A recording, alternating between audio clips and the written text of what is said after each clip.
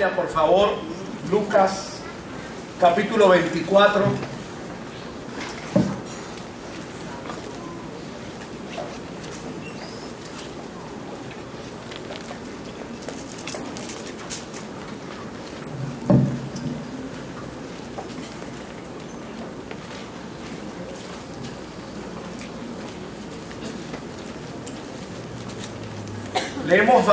Leemos del verso 13 hasta el verso 35,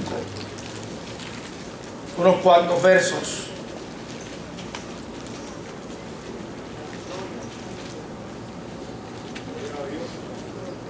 Lucas capítulo 24, verso 13 al verso 35. Le invitamos para que nos acompañe siguiendo con su vista la lectura de las Sagradas Escrituras.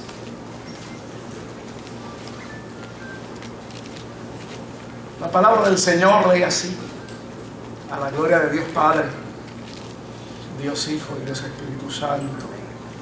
Aquel mismo día, leemos en la Nueva Versión Internacional, aquel mismo día, dos de ellos se dirigían a un pueblo llamado Emaús, a unos 11 kilómetros, más o menos algunas 5 millas, de Jerusalén. Iban conversando sobre todo lo que había acontecido.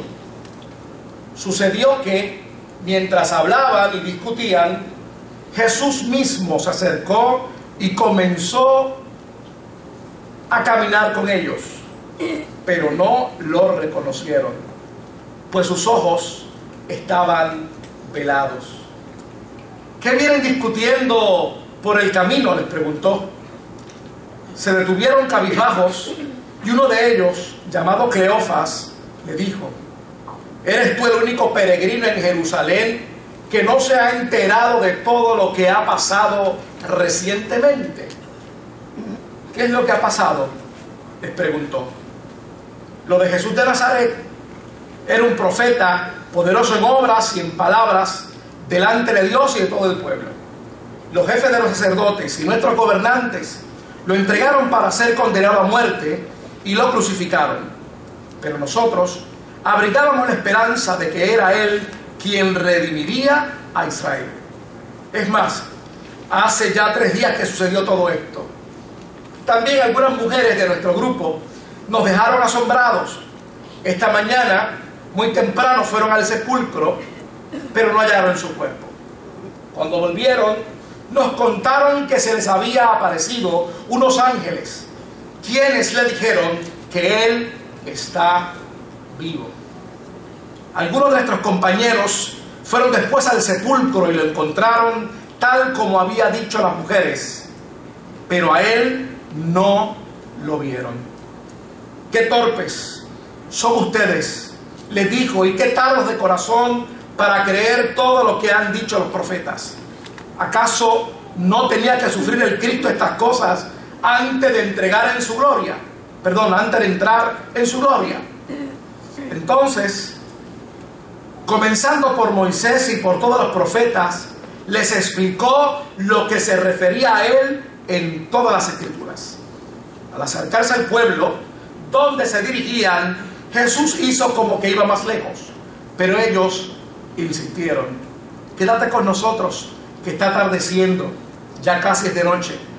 Así que entró para quedarse con ellos. Luego, estando con ellos a la mesa, tomó el pan, lo bendijo, lo partió y se lo dio. Entonces se le abrieron los ojos y lo reconocieron, pero Él desapareció. Se decían el uno al otro: ¿no ardía nuestro corazón mientras conversaba con nosotros en el camino y nos explicaba las Escrituras? Al instante se pusieron en camino y regresaron a Jerusalén. Allí encontraron a los 11 y a los que estaban reunidos con ellos. Es cierto, decían, el Señor ha resucitado y se le ha aparecido a Simón.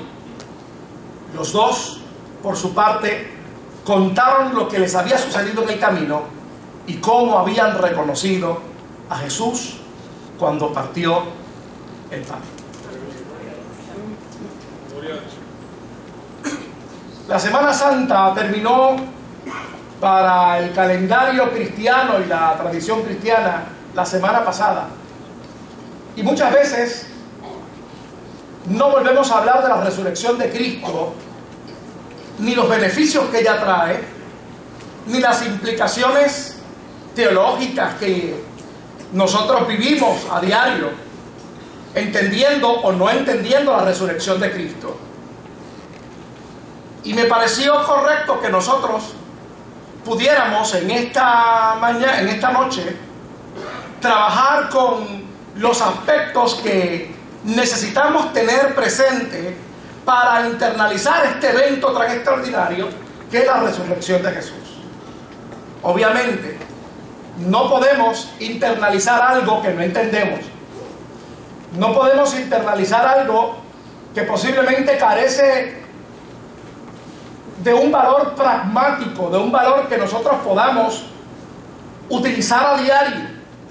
Y muchas veces, si no es por el Espíritu Santo de Dios, si no es porque la gracia de Dios es manifestada en nuestros corazones, hay conceptos teológicos y hay dinámicas que están descritas en las Sagradas Escrituras que muchas veces como que no la apreciamos, no la valoramos, no le damos el sitial correcto, y por ende nuestra vida cristiana y nuestro caminar cristiano algunas veces adolece de las riquezas que contienen estos preceptos bíblicos, que si los internalizamos, obviamente nuestro caminar cristiano será otro. Nuestro caminar cristiano será un caminar que, a pesar de las circunstancias, de las dificultades que obtendremos en la vida como resultado de que estamos vivos, esa gracia de Dios en nosotros, aquello que les comentaba Jesús a sus discípulos cuando les dijo: y todas estas cosas que os estoy hablando, cuando venga el Espíritu Santo, las volverá a poner en ustedes en la mente. Es decir, se las hará saber para que ustedes puedan vivir, no meramente como que Cristo se fue y estoy yo solo, sino como que ese Cristo está viviendo con nosotros, en nosotros y con nosotros. Así que yo tenía una duda si predicar sobre estos elementos importantes de nosotros poder internalizar el proceso de la resurrección de Cristo y sus beneficios, o predicar de la gran comisión. Y obviamente comencé un análisis y cómo estas dos cosas compaginan. Y cuando usted va al Evangelio según San Juan, el relato termina precisamente, esos eventos importantes de la resurrección terminan con la gran comisión. Y una de las cosas que vino a mi mente es que nosotros siempre estamos buscando que los resultados de nuestra fe los podamos medir, puedan ser vistos como en algún beneficio para lo que hacemos en el diario vivir. Y en algunas ocasiones los preceptos bíblicos, los conceptos bíblicos, lo que Dios busca en su palabra que nosotros entendamos, muchas veces su único fin es que nosotros podamos entenderle a Él, vivir para Él, y que el propósito de Él se cumpla en nuestras vidas. Yo comentaba con algunos hermanos que hace muchos años yo fui a una finca de los Amish. Estaba buscando un señor que se llamaba George Martin. Eso era en Canadá, en un pueblo que se llama San Joseph. Y fui como a 5 George Martin porque todos se llamaban igual. Porque ellos se casan entre ellos, los Amish. Por fin llegamos al George Martin que queríamos visitar. Lo que queríamos era ver la finca donde el árbol donde sale el sirope de pancake, de maple. Queríamos ver eso. Y este señor tenía vastas extensiones de terreno. Así que nos atendió muy cortésmente Y allí estábamos extasiados al ver estas estampas muy particulares de una agricultura bien ordenada, bien típica, anglosajona y de otros sitios que no se dan aquí. Así que estábamos extasiados mirando eso. Y yo me intenté comunicar en inglés, así, y le digo, what a blessing we have here. Él se me quedó mirando. Y yo, parece que dije algo distinto, claro. Y él me dice, no, eso no es una bendición lo que usted está mirando. Bendición es que hace 200 años usted ve esa casa, los fundamentos de esa casa los puso mis padres que vinieron de Holanda para adorar al Señor. Eso que usted ve ahí, toda esa tierra, toda la maquinaria, el bosque que usted va a ir a ver de Maple, eso no es bendición. Bendición es que nosotros podemos adorar y bendecir al Señor aquí. Empecé a buscar qué palabras le decía en inglés. Pero aprendí una lección. Y muchas veces nosotros buscamos elementos de nuestra relación con Dios, a ver de qué manera nosotros le sacamos partido para que las situaciones de la vida cotidiana le podamos dar un resultado, o mejor dicho, una respuesta que posiblemente sea la que nosotros queremos. No así cuando nosotros aprendemos a entender los preceptos bíblicos, los internalizamos, porque entonces se da en nosotros el cumplimiento de las Escrituras para nosotros hacer no meramente o responder a nuestros caprichos, problemas, situaciones o planes, sino responder al propósito soberano del Dios que nos creó. Muchas veces eso no es tan llamativo, poder usted saber que va a responder al propósito de Dios. Porque usted dirá, pero es que tengo tantos problemas y tengo tantas situaciones. ¿Cómo es eso que yo primero voy a responder al propósito de Dios? Y obviamente, si usted busca las Escrituras, esa es una norma consistente del mensaje y de las enseñanzas de Jesús. Buscar primeramente el reino de Dios y su justicia, y las demás cosas os serán añadidas. Y no es sembrando dinero ni haciendo buenas obras que serán añadidas. No sabemos cómo. Os serán añadidas. Quedan en su soberana y única voluntad. La resurrección de Cristo implica para los cristianos y para las cristianas. Yo sé que la semana pasada trabajamos un poco con esto. Pastor Román trabajó con esto. Pero a mí me llama la atención de que en el Puerto Rico del siglo XXI, en el mundo del siglo XXI, si nosotros no internalizamos que Jesucristo camina con nosotros, que Jesucristo está con nosotros, no el efluvio de un buen momento esotérico espiritual, sino la realidad misma, como dice Colosenses, de Dios, Jesucristo está con nosotros. Nosotros no podemos entender que el poder de la resurrección nos da a nosotros libertad del pecado. La resurrección de Cristo es portadora de gracia. La resurrección de Cristo nos da la capacidad para disfrutar y entender lo que son las verdaderas bendiciones de Dios. Como dice Efesios capítulo 2 y verso 6, que estamos sentados en lugares celestiales. La resurrección de Cristo le da al hombre y a la mujer la capacidad para dar testimonio del poder de Jesucristo. La resurrección de Jesucristo le da al hombre y a la mujer la visión única, porque tiene que confesar a Jesucristo para poder tener esa visión especial. Y es que algún día el cuerpo será restituido, como dice 1 Corintios capítulo 15 y verso 43. Este cuerpo será restituido en un cuerpo de gloria semejante al Cristo de Nazaret que caminó con estos caminantes de Maús. Y sobre todas las cosas, la resurrección de Cristo nos capacita para nosotros poder, y nos da la garantía para nosotros poder tener esperanza. Eso lo dice 1 de Pedro capítulo 1 y verso 3. Sin esperanza no podemos caminar.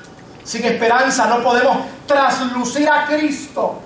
Sin esperanza no podemos ser portadores y embajadores para rogar, como dice el texto bíblico, en nombre de Dios, reconciliados hoy con Cristo. No podemos hacer eso si no tenemos esperanza, si no hay resurrección, si no internalizamos la resurrección de Cristo. No podemos tener esperanza.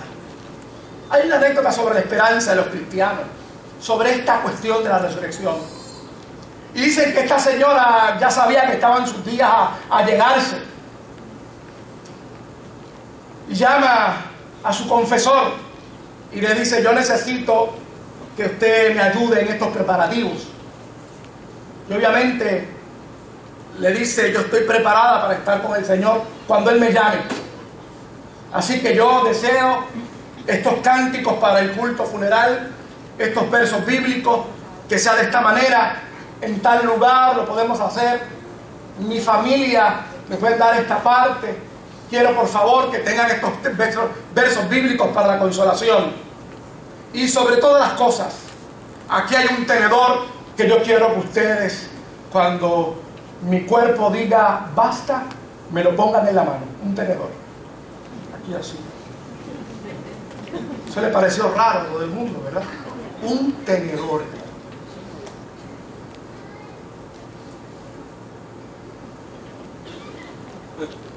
Los últimos deseos de la gente no se cuestionan.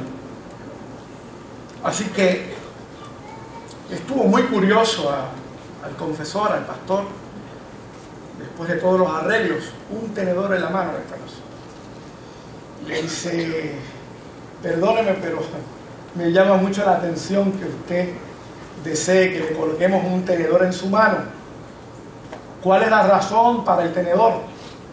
Si lo que pasa es que a mí me enseñaron que cuando recogen la mesa y hay una buena comida, pues la mayoría de la gente entrega los utensilios y después viene el postre. Algunas veces pues la gente tarda en comerse el postre.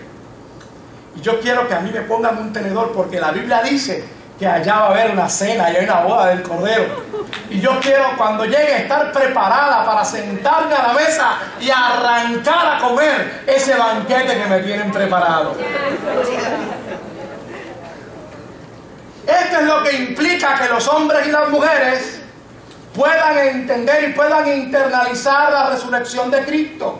Es que la resurrección de Cristo da una esperanza que los hombres y las mujeres que no tienen a Dios, que no han confesado a Jesús, no la pueden tener.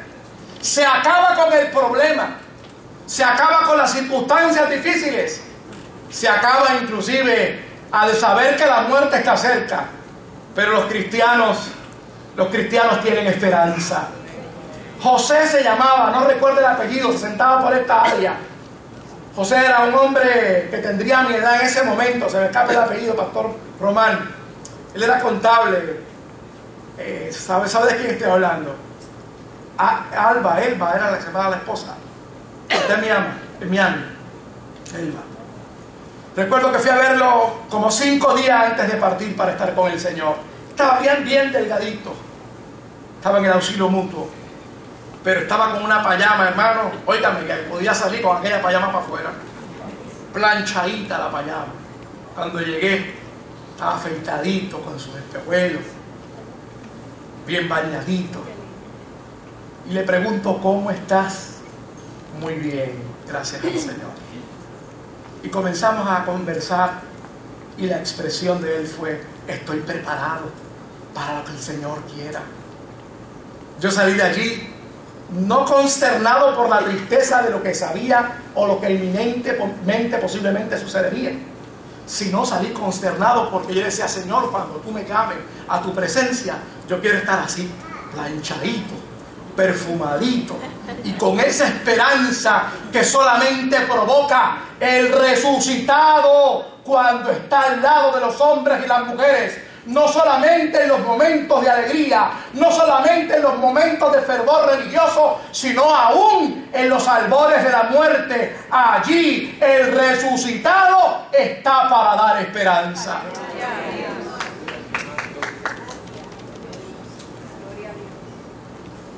Usted sabe que algunos comentaristas dicen que Lucas mismo posiblemente era uno de los caminantes de Emaús.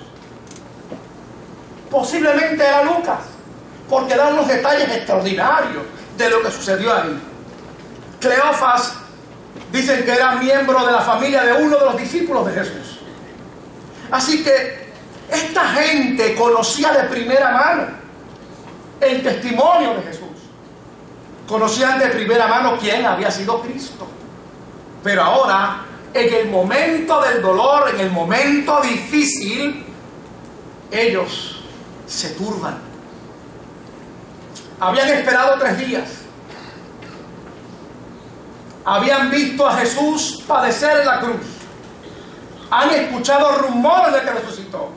Sin embargo, Jesús le dice: ¿y cuáles son estas conversaciones que ustedes tienen?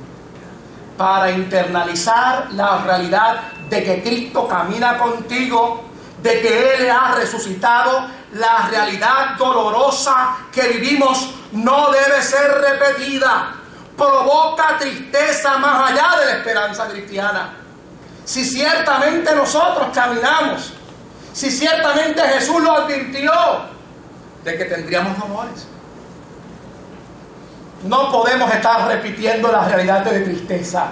Esa realidad produce tristeza más allá de la esperanza. Primera de Tesalonicenses capítulo 4 y verso 13 dice de la siguiente manera: hermanos, no queremos que ignoren lo que va a pasar con los que ya han muerto, para que no se entristezcan como otros, como esos que no tienen esperanza. Aquí se está hablando sobre la muerte, pero muchas veces nosotros repetimos constantemente las noticias y la realidad que no tiene sentido de esperanza cristiana. Se me ocurrió, no lo voy a decir, ¿estamos por radio o no estamos en radio? ¿Estamos en radio, pastor? No estamos en radio hoy. Es que me copian la idea, aprendí eso, Mientras iba en el camino para la iglesia de Manatí esta mañana, se lo voy a decir, pero no se lo digan a nadie. Ya sé que sí, os voy a contar. Si sale de aquí, darle la copia, porque usted se lo dijo.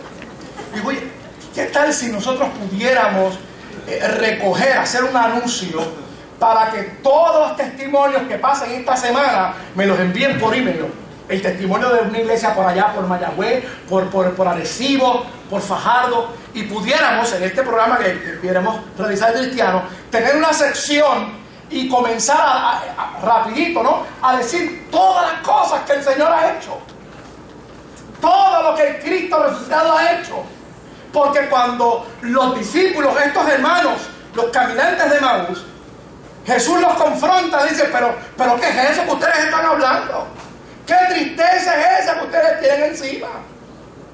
Porque ellos no habían entendido y están repitiendo precisamente las cosas que no deben repetir. Pero tú no sabes que había un profeta llamado Jesús que hizo buenas obras y que bendito lo han matado. Y usted se podrá imaginar. Cuente mañana todas las conversaciones positivas que se le van a pegar. Oye, pero tú sabes que... Cuéntelas, a ver. Posiblemente ninguna. Para que el Cristo resucitado camine con nosotros y nosotros nos demos cuenta, porque esto no es cuestión de saber que Él resucitó. La verdad sin la fe, la verdad sin la experiencia, se convierte en una realidad que no es suya. No es una realidad que usted puede vivir.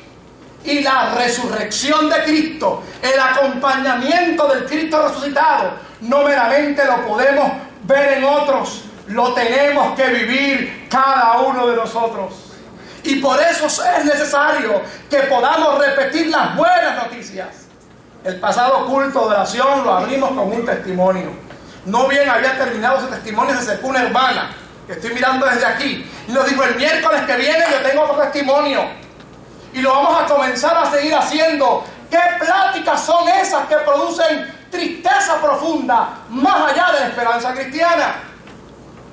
Las pláticas las tenemos que cambiar. Tenemos que comenzar a decir: mira lo que el Cristo resucitado ha hecho en casa, mira lo que está haciendo por aquí, mira lo que está haciendo por allá, para que entonces la conciencia cristiana, la capacidad de fe, la capacidad de pronunciar las cosas que no son, sea una realidad en nuestro diario vivir, sea una realidad en nuestro vocabulario, y nosotros podamos ser testigos del Cristo resucitado.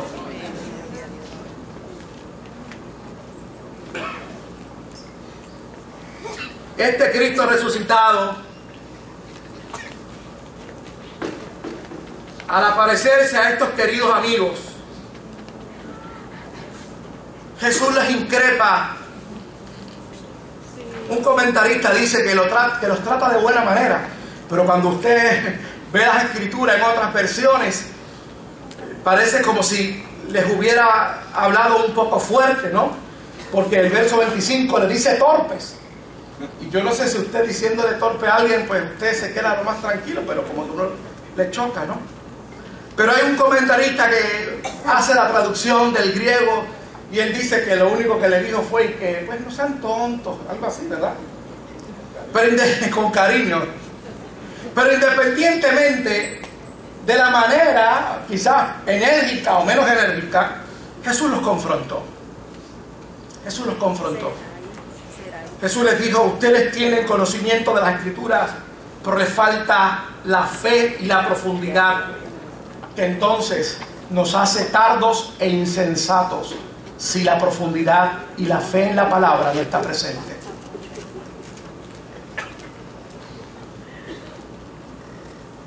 Juan 14:9, ya Jesús lo había confrontado. Pero Felipe, tanto tiempo llevo entre ustedes y todavía no me conoces. El que me ha visto a mí, ha visto al Padre. ¿Cómo puedes decirme, muéstranos al Padre? Es otra confrontación. ¿Cómo es posible que todavía no conozcas a Jesús? ¿Cómo es posible que ustedes, conociendo las Escrituras, no se han dado cuenta de que este proceso, esta situación, iba a acontecer de esa manera? Al tercer día, el Cristo iba a resucitar. ¿Cómo es posible?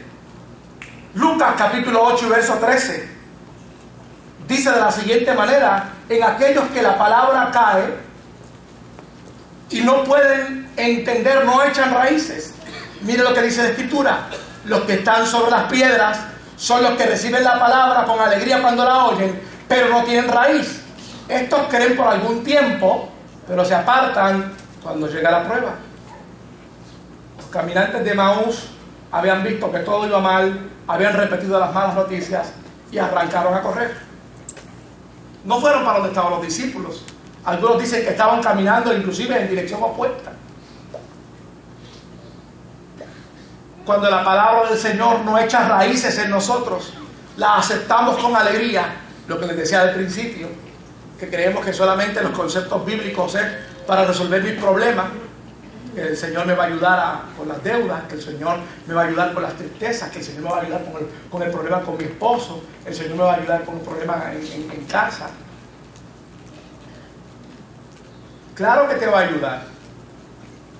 Usamos el texto de Jericó 45:10. Es un disparate. Gloria a Dios que no dijo nadie amén. Ayúdate que Dios te ayudará. ¿Ha escuchado usted ese texto bíblico? Se lo vemos. La Biblia dice así. Yo no, la Biblia no dice así, dice algo parecido. La palabra de Dios echa raíz en tu corazón.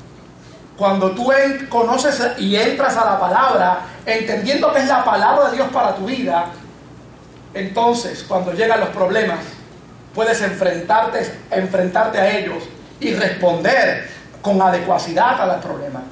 Responder con adecuacidad a lo que está más al frente del problema. Y obviamente, cuando vienes y tienes que ver a Cristo a tu lado, el Cristo resucitado no te va a increpar, no te va a confrontar, porque tú tienes fe y has entendido el propósito de Dios para tu vida. El propósito de Dios era que Dios se revelara a esta gente. El propósito de Dios era que ellos pudieran y ser testigos de Él. Yo le decía ahorita a Cheche, que Cheche me dice que cantamos rápido, lento, antes de comenzar a predicar. Yo, lo que el Señor quiera, el Señor pone en tu corazón. El chico, tenemos que aprender a vivir en el propósito de Dios. Salir mandado como a la 1:15 de Manatí, porque una hermana que está viniendo a esta congregación en el culto de las 8 tiene a su hija, pero bien malita, está en intensivo. Había llamado al pastor Nestalín, no pudo, fuimos el miércoles y ayer llamó, ¿usted puede pasar? Yo sí, pasamos por allá. Cuando llegamos no había nadie de la familia, pasamos al cuarto, está en intensivo, oramos con ella, le dijimos a la enfermera, díganle a los familiares que estamos aquí. Ellos siempre se reúnen en la capilla, llegué a la capilla, allí no había nadie. Salí del cuarto de intensivo y dije, déjame ver si llegaron. Entré otra vez ahí a la capilla, pero cuando entré había una gente de espalda abrazada. Y yo, déjame ver si son ellos. Y yo, permiso, buenas tardes, soy el pastor. Y ya disculpen, es que estoy buscando a unos hermanos, pero ¿puedo orar con ustedes? Y ahí me dieron una noticia que me estremecí.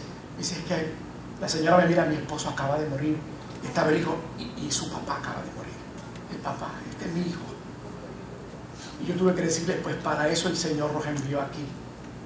¿Quieren que oremos? Ahí oramos. Porque el propósito de Dios es más allá de lo que nosotros quizás podemos entender. Y cuando los hombres y las mujeres tienen presente que caminan con el Cristo resucitado, la palabra de Dios se hace realidad en ese hombre y esa mujer. Y pueden entender ese propósito.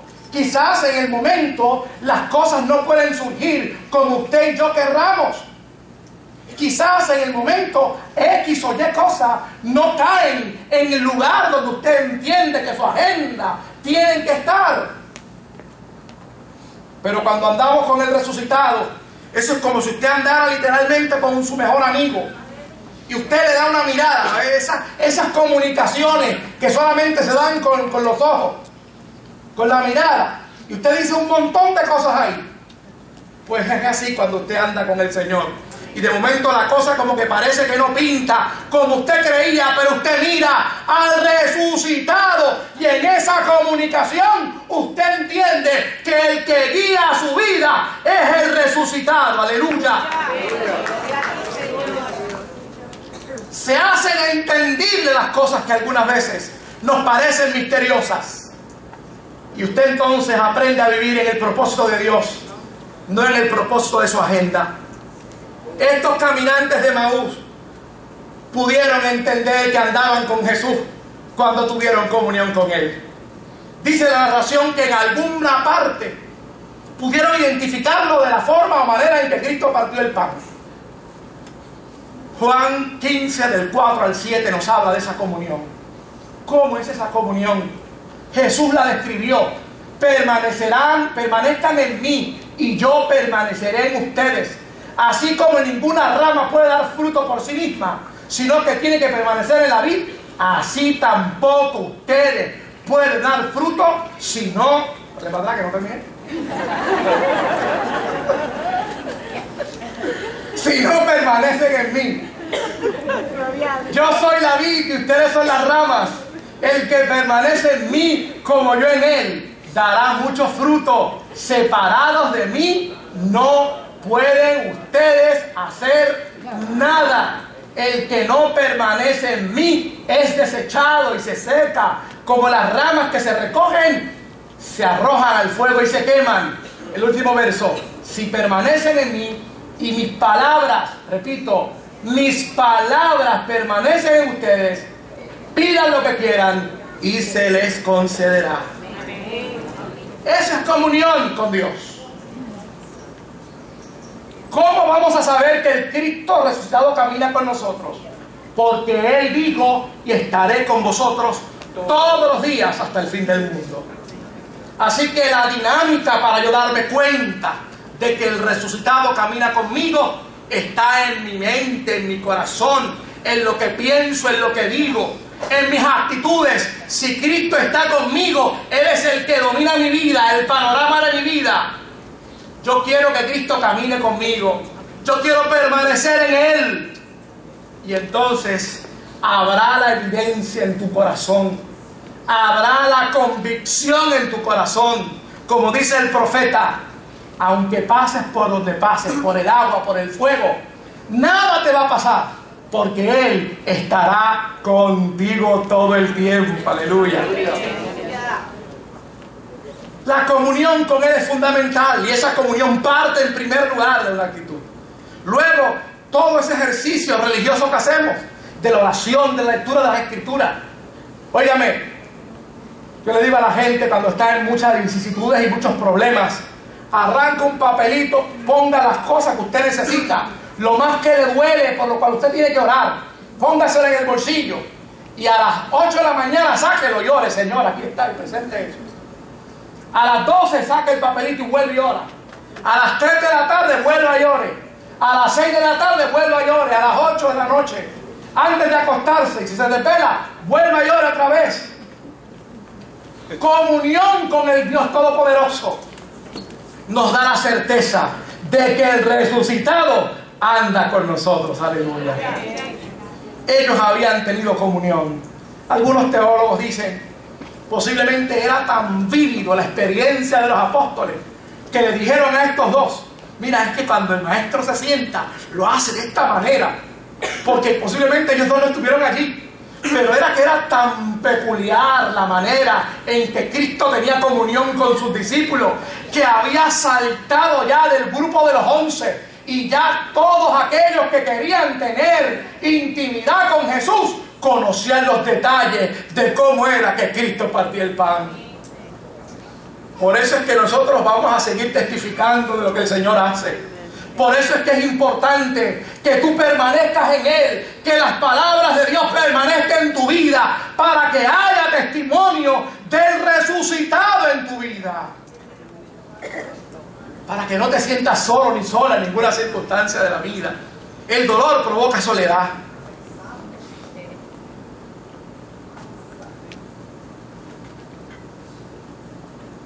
Yo le decía a unos hermanos que el Salmo 27 ha cobrado un sentido extraordinario en los primeros versos para mí, porque en los momentos de dificultad y de dolor de la familia, literalmente yo he mirado para el cielo y he echado un grito: Señor, Espíritu Santo, ayúdanos ahora. Así, literalmente, ayúdanos.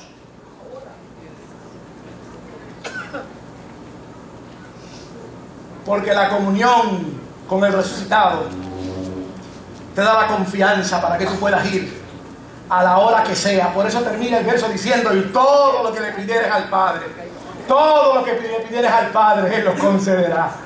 Te da esa confianza. Ayúdanos, Señor, esto es imposible, lo que nos puede estar pasando ahora. Ayúdanos, ayúdanos, ayúdanos, ayúdanos. Por eso el salmista exclama: Dios de mi salvación, ¿dónde tú estás? Porque la comunión con el resucitado provoca esa intimidad, provoca esa capacidad, como dice el apóstol Pablo, para que podamos clamar: Padrecito mío. Estos discípulos, una vez pudieron entender que el resucitado caminaba con ellos, se convirtieron en testigos. Algunos teólogos dicen que arrancaron a correr. Posiblemente Jesús, cuando llegaron a donde estaban, eran como las 6:30, 7 de la noche. Algunos teólogos dicen que Jesús comenzó a hablar con ellos, y ellos ahí ensimismados, escuchando lo que Jesús hablaba, ¿no? Y algunos dicen que no podían darse cuenta porque quizás Jesús andaba con algún tipo de capucha, ¿no? Y no podían distinguir bien la apariencia de Jesús. Pero una vez parte el pan, una vez tienen comunión con Él, ya no lo quieren dejar ir. Pero ahí es precisamente que el Maestro desaparece. Así que estos discípulos están tan impactados por la comunión con el resucitado. Estos discípulos están tan extasiados, tan impresionados. Ahora como dice el verso bíblico, se le ha vuelto la vista tiene la capacidad para ver las enseñanzas de lo que había hablado el resucitado. Así que a esa hora de la noche, posiblemente eran como a las 11 de la noche, arrancan a correr para donde están los otros discípulos para decirle: nosotros también somos partícipes, hemos visto al resucitado y Él vive. Aleluya. Yo estoy seguro que estos discípulos fueron testigos del resucitado hasta que sus días terminaron sobre la faz de la tierra. Juan capítulo 15, del verso 26 al 27, dice de la siguiente manera: cuando venga el Consolador que yo les enviaré de parte del Padre, el Espíritu de verdad que procede del Padre, Él testificará acerca de mí. Y también ustedes darán testimonio, porque han estado conmigo desde el principio. El que está conectado con el resucitado entiende que su vida no ha sido un accidente. Han ocurrido accidentes en el camino de tu vida, pero tu vida per se no ha sido un accidente. Don Héctor me narra, con esos nada más 92 años que tiene, ¿cierto, Héctor? 4, siempre digo 92, 94. Y don Héctor me narra y me dice algunas veces cómo el Señor me guardó, cómo el Señor estuvo conmigo, desde pequeño huérfano, pero mira, y comienza a dar detalles. Yo creo que tú debes de vender esos derechos a Hollywood, eso es como una película. De verdad, es como una película, es interesantísimo. Hay aventura, hay de todo ahí en la vida de don Héctor. Y cómo el Señor le guardó. La palabra dice que desde el principio Él nos había visto. Y Él sabe que cuando el Espíritu Santo estuviera en nosotros, cuando el resucitado se haga una realidad en la vida de los hombres y de las mujeres, seremos testigos de Él. Eso es algo que nos marca para toda la vida. Hechos 22, del 14 al 15, que es la experiencia de Pablo, dice de la siguiente manera: luego dijo: el Dios de nuestros antepasados te ha escogido para que conozcas su voluntad y para que veas al justo y oigas las palabras de su boca. Tú le serás testigo ante toda persona de lo que has visto y oído. El resucitado se apareció en tu vida. Mételo en tu corazón. Mételo en tu vida. Tú eres un testigo perfecto de Él. Eres una testigo perfecto de Él. Por lo tanto, hay una dinámica que debemos nosotros conservar, que debemos practicar para que esa resurrección de Jesús, para que ese resucitado lo podamos tener con nosotros. No se nos vaya de nuestro lado. No se nos opaque la vista cuando vengan los problemas. Podamos entender que la palabra de Dios permanece en tu vida, que esa comunión es real 24/7, 365 días al año. Por lo tanto, tú vives en su propósito. Tu vida no ha sido un accidente. Tu vida ha sido escogida desde el principio para que ahora que conoces al resucitado seas un testigo de Él. No escuches malas noticias. Les voy a hacer la recomendación que les hacemos a los hermanos de Manatí. No escuchen las noticias en la mañana, ponga música. No haga eso, hermito. Póngase en pie conmigo.